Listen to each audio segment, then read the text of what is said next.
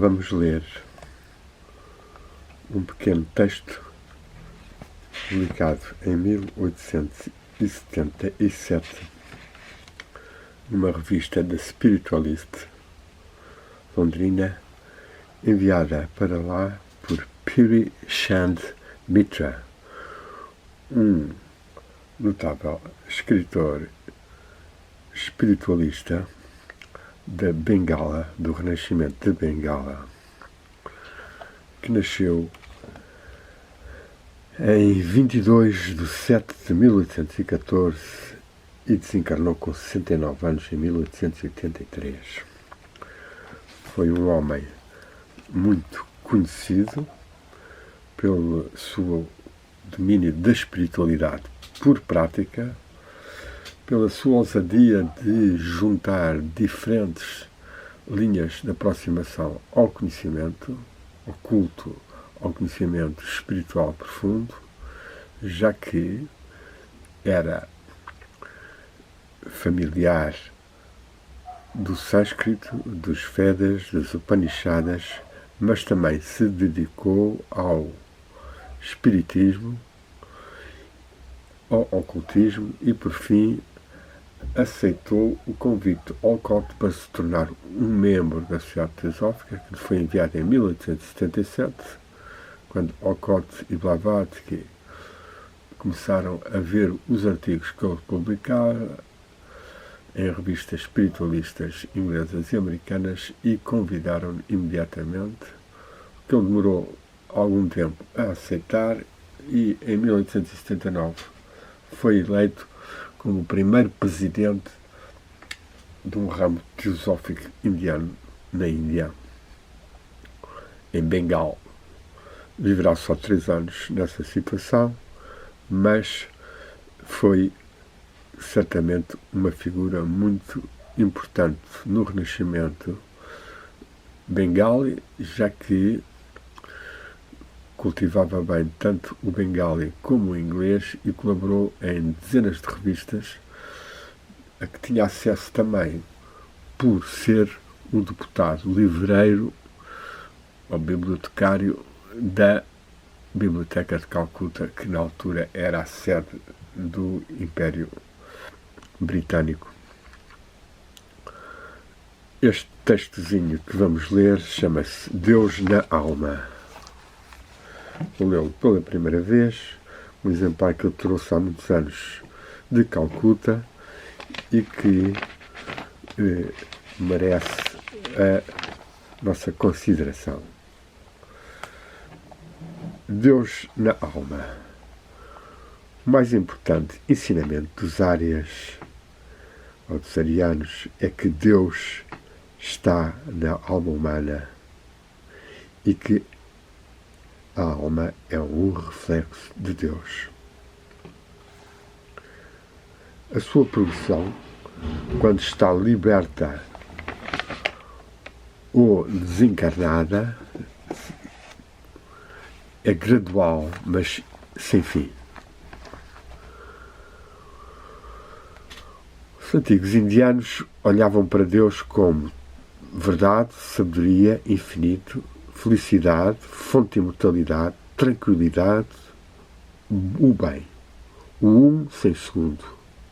Vou dar um extrato de algumas das Upanishadas. Como nós sabemos, são os ensinamentos mais elevados dos Vedas, escritos posteriormente, diálogos entre mestres e discípulos, e que, no seu todo, formam a Vedanta, que é o fim último dos Vedas. Deus vive na alma na sua profundidade máxima. O sábio, por um exercício espiritual, conhece-o e torna-se livre das agitadas ou nervosas alegrias ou lamentações. Aqueles que veem Deus nas suas almas, que contemplam a divindade na sua forma luminosa nas suas almas, estão sempre felizes. Deus é invisível ao olho, não pode ser tocado pela mão, nem pode ser alcançado através de qualquer direção, nem pode ser reconhecido por qualquer som e não pode ser trazido ao alcance do pensamento.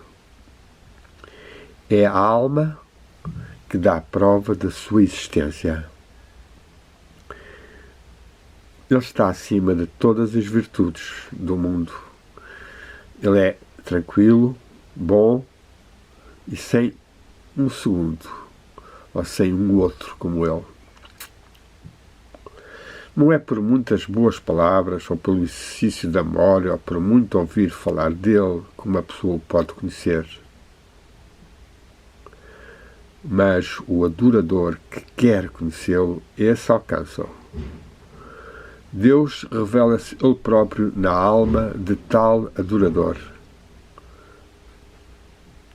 Aqueles que desejam conhecer Deus, veem-no nas suas almas como governando os órgãos externos e internos dos sentidos, e fazendo pela meditação espiritual e por manterem um estado interno tranquilo e uniforme, perseverantemente mantendo-o, mesmo através de algum sofrimento. Os rishis, os sábios antigos, que tiveram sucesso em extinguir o seu desejo e em tornarem-se tranquilos, uniram-se com Deus e gozam a felicidade da sabedoria. Onde é que quer que Deus está, eles veem-no e podem penetrar tudo. Claro que aqui está uma das afirmações das Upanishadas que tem que se tomar com um pouco de sal, já que se oferece um máximo a partir de um potencial que na maior parte das pessoas é bastante mínimo ou médio e, portanto, os rishis mais iluminados, pois certamente que estariam com a divindade mais desperta neles e mais perceptível à intuição, ao sentido interior de comunhão com ela em tudo. Voltemos. Estes extratos mostram que Deus pode ser apenas conhecido através da alma. Os arianos rejeitaram toda outra evidência, pois o que procede dos órgãos dos sentidos, ou da emoção, ou do intelecto, não se ergue acima do cérebro. Não pode ser certa completamente. E para chegarmos ao estado de alma, é um trabalho de intensa meditação. Esta utilização da expressão estado de alma está presente noutros textos de Chandmitra, um ou dois dos quais já li, nomeadamente um dos seus belíssimos contos, e foi nos contos que ele se tornou mais destacado na literatura e na fama, mas este livrinho também, The Spiritual Straw Leaves, é uma obra de facto bastante bela, na sua simplicidade. Isso significa folhas soltas espirituais. Tem de facto uma grande qualidade espiritual e no seu caminho de aprofundamento, Chandmitra, sendo dotado de intuição, de uma certa clarividência,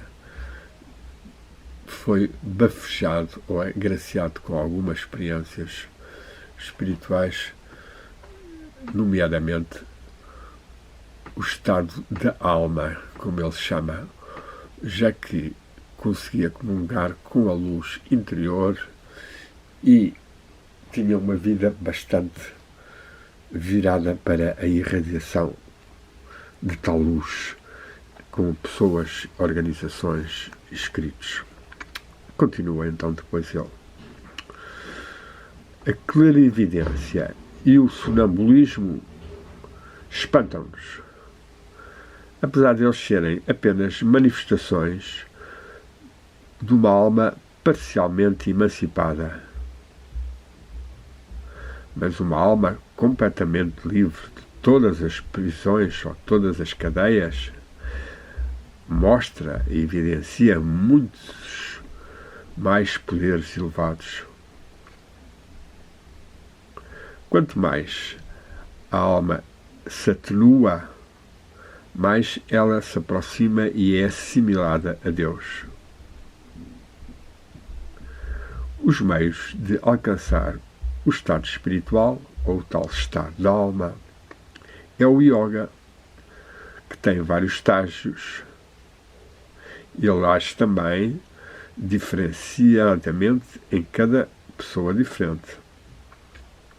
Tal como nós encontramos que algumas pessoas são naturalmente clarividentes, sonambúlicas e possuem a segunda visão, enquanto outros adquirem tais poderes pelo exercício do yoga ou por uma gradual diminuição ou extinção da vida natural.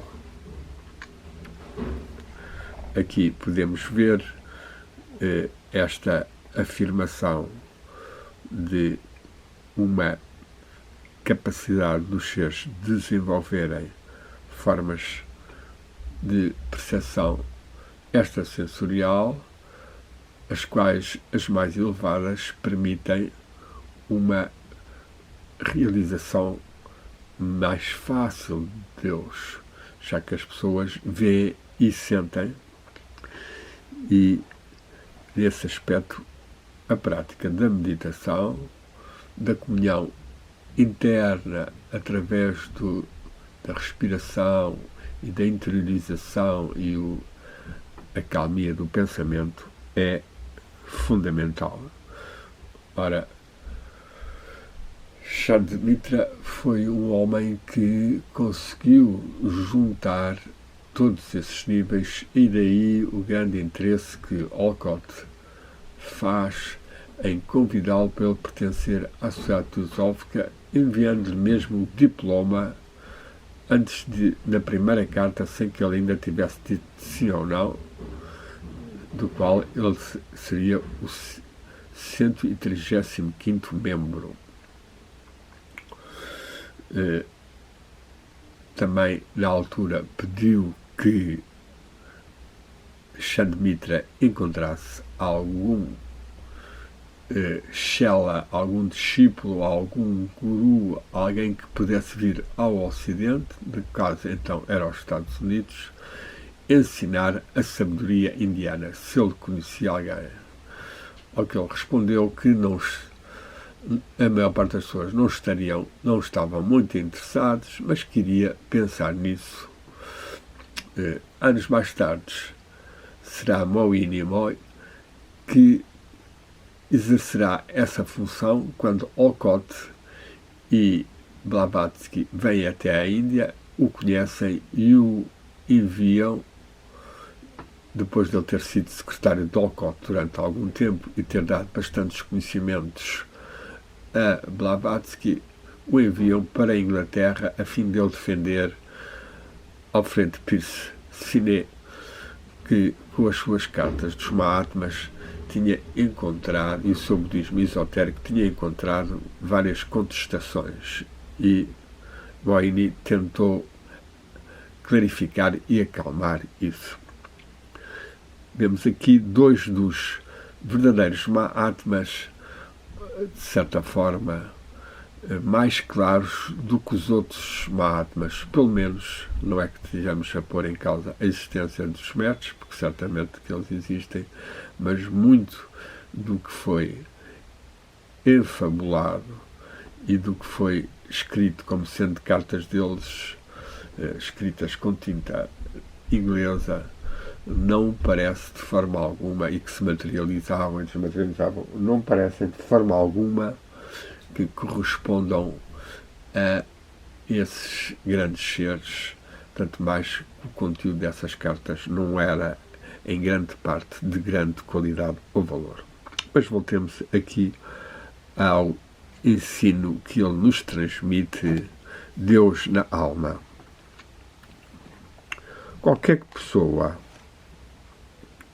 que esteja verdadeiramente ansiosa para ser espiritual é assistida por espíritos amigos. E este facto eu conheço por experiência pessoal. As visitas de espíritos não terminam só, não acontecem só com as manifestações externas que eles produzem, que eles fazem para produzir a convicção de que eles existem. Tais manifestações devem ser, pois, vistas apenas como o primeiro estágio da experiência espiritual. Nós temos aqui Chandramitra a referir-se ao que vulgarmente se considerou e foi o que mais se tornou conhecido no espiritismo, de espíritos a aparecerem através de médiuns ou através de derramamentos de ectoplasma em materializações e em mexerem objetos ou mexerem alfabetos propícios a manifestar o pensamento deles. Mas isso para Chandramitra é apenas um primeiro nível.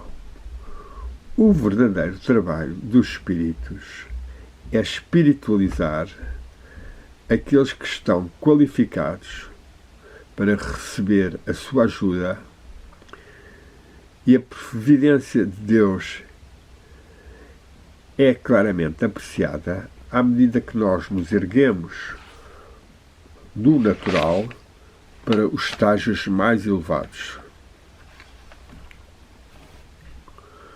Quando a divina efulgência é vista na alma, cá está o tal contemplação da luz interior, fundamental no caminho espiritual, e para isso existem os instrutores, os mestres que já comungam com essa luz e que frequentemente a conseguem transmitir ao despertar nos outros. Essa divina efulgência é vista na alma, então os diversos credos aparecem nas suas verdadeiras cores. Eles são o resultado de um estado ou outro, de uma mente ou de uma alma sentiente, mas não da alma a verdadeira ou real ou tranquila que transcende todos os credos. Daí que nós tenhamos que ter uma larga condescendência para aqueles que propagam ou seguem os credos religiosos. Eles não possuem o esplendor interior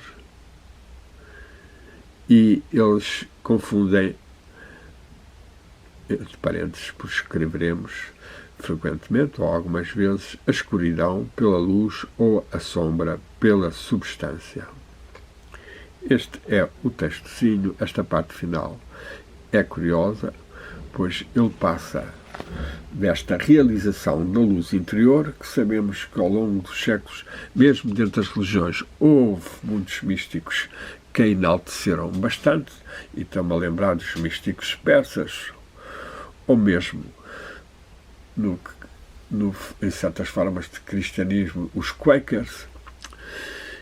E esta luz efulgente, quando se começa a manifestar, faz com que as pessoas tenham uma consciência mais relativizante dos diversos credos religiosos.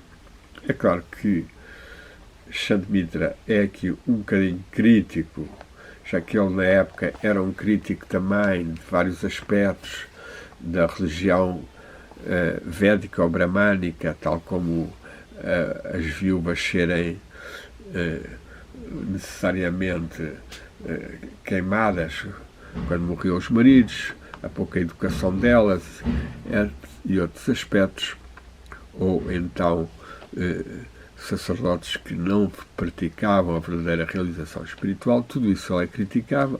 Depois assistiu também às várias formas de propagação do cristianismo que aconteciam em Bengala e em Calcuta.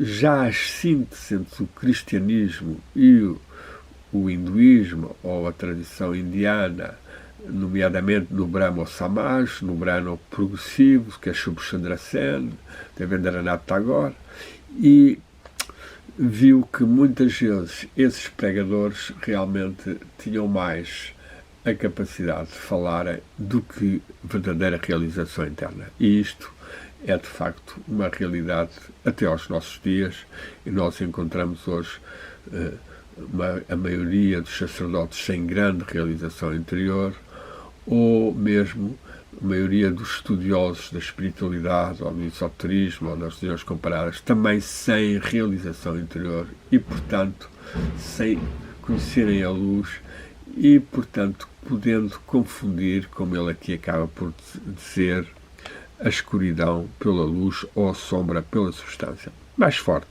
ele considerar que todos esses credos nasceram apenas de uma alma, ou uma alma sentiente, ou numa mente, mas não da verdadeira alma que transcende todos os credos. Porque, de facto, podemos ver que provavelmente esses seres tinham uma realização já bastante grande, mas tiveram que ou sujeitar-se à já existência de outras religiões e, portanto, tiveram que deixar formar-se uma nova religião para que a sua mensagem proveniente de um ser já bastante realizado ou mais realizado pudesse se ingrar, ou então a sua mensagem de realização interior e de conhecimento e, como ele aqui fala no título de Deus na alma, acabou por ser envolvida demasiado em formas religiosas, de costumes, de ritos, de crenças, perdendo-se muito essa verdadeira realização da divindade interior e da luz que o nosso querido amigo Chantemitra, Percy Chantemitra, desenvolve neste texto. É daqui a 2 dias que ele faz o seu 209 aniversário, e este texto foi gravado em homenagem a ele, à sua grande ação em mais de 40 organizações e revistas, e a sua capacidade de tentar aprofundar os mistérios da religação do Deus ao ser humano, do despertar do Espírito em nós e desta comunhão maior com a luz. Saudemos o nosso amigo Sant Percy Chantemitra e vamos ler apenas um pequeno comentário de uma senhora, aliás, vamos ler antes referente ao Deus na alma, que está impressa no começo do livro. Os seus artigos publicados nos Espiritualistas, intitulados A Psicologia do Budistas, especialmente Deus na Alma, alimentaram muito e frutificaram muito. Também o presidente da Associação de Espiritualistas Britânicos, da British National Association of Spiritualists, em 11 de setembro de 1877, A. Calder, escrevia acerca deste artiguinho que eu li, Called in the Soul, Deus na Alma. Eu penso que os artigos são muito bons, e esta é a opinião dos amigos que os percebem. Os tratos das Upanishadas, respeitantes a Deus na alma, são muito verdadeiros e muito bons. Posso então, esta realização interior que a Índia tanto se destacou, embora certamente houvesse místicos cristãos e islâmicos que também a atingiram e partilharam, possa esta realização ser mais vivenciada e irradiada por nós. Demos graças,